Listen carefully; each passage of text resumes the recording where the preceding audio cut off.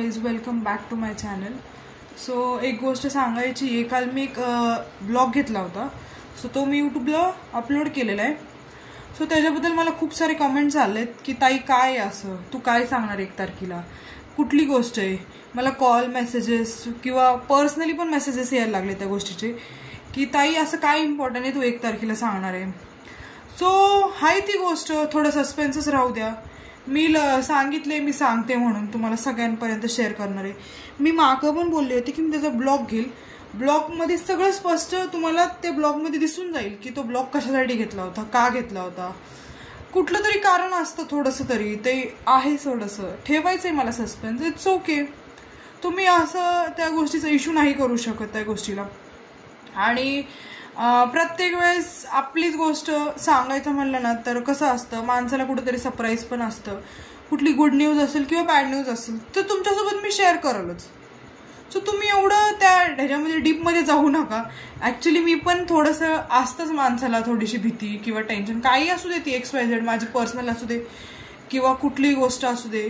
Officially तुम्हाला मी announcement करणारच आहे त्या ब्लॉगमध्ये. मी त्या दिवशी त्या ब्लॉगमध्ये सांगितलंय मी 1 तारखेला नक्की ह्या ब्लॉगमध्ये सगळं सांगणार आहे, डिटेल सकट तुम्हाला. आणि सांगायचं कारण पण असं आहे की मी हा ब्लॉग का घेतलेला, कारण की मला खूप साऱ्यांचे कॉल अँड मेसेजेस यायला लागलेत. म्हणजे जे मला ओळखतात, फॉलोअर्स सुद्धा आता करायला लागलेत की दीदी असं काय आहे इम्पॉर्टंट, तू काय शेअर करणार आहे, कसली न्यूज आहे. किंवा प्रत्येकाला माझ्या खूप गोष्टी आहेत त्या ऐकायच्यात की काय असं सांगणार आहे ती. सो मी तुम्हाला काय सांगते की प्लीज एवढं त्याचा इश्यू करण्यासारखं नाहीये. ऍक्च्युली ती गोष्ट मी माझ्या घरच्यांना तर माहीतच आहे आमच्या फॅमिलीमध्ये.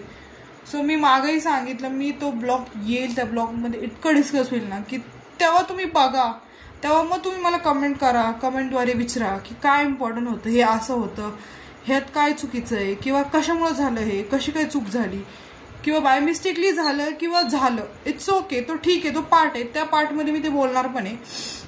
आणि असं पण आहे की अजून एक गोष्ट आहे की मला पण खूप साऱ्या गोष्टी विचारतात की ताई तू एवढी कशी काय यूट्यूबर ग्रो झाली, एवढे का तुझे फॉलोअर्स वाढायला लागलेत किंवा एवढे लोक तुला विचारतात ताई तू खूप चांगलं करती, तुम्ही कॅरेक्टर घेतलंय. बट असं नाही का, म्हणजे माझ्याबद्दल काही चांगल्या पण गोष्टी आहेत, वाईट गोष्टी पण आहेत, बऱ्याच गोष्टी मला ऐकायला भेटलेल्या आहेत. मी काही कोणाचं नाव वगैरे घेत नाही या ब्लॉगमध्ये. आणि तो ज्या दिवशी तो ब्लॉग घेईल ना त्या ब्लॉगमध्ये मी सगळं डिटेल सकट पण टाकल. काय कसला विषय तो आपण त्या दिवशी त्या ब्लॉगमध्ये लवकरच बघू.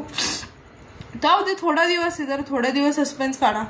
नक्कीच तुम्हाला त्या ब्लॉगमध्ये एखादी चांगली किंवा गोड किंवा बॅड दोन्ही असू शकते.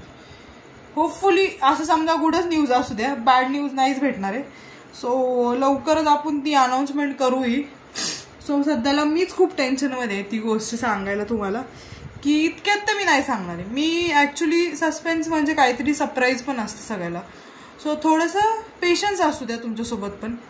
सो मी हा ब्लॉग कंटिन्यू करणार नाहीये. सो आपण इथं स्टॉप करू. सो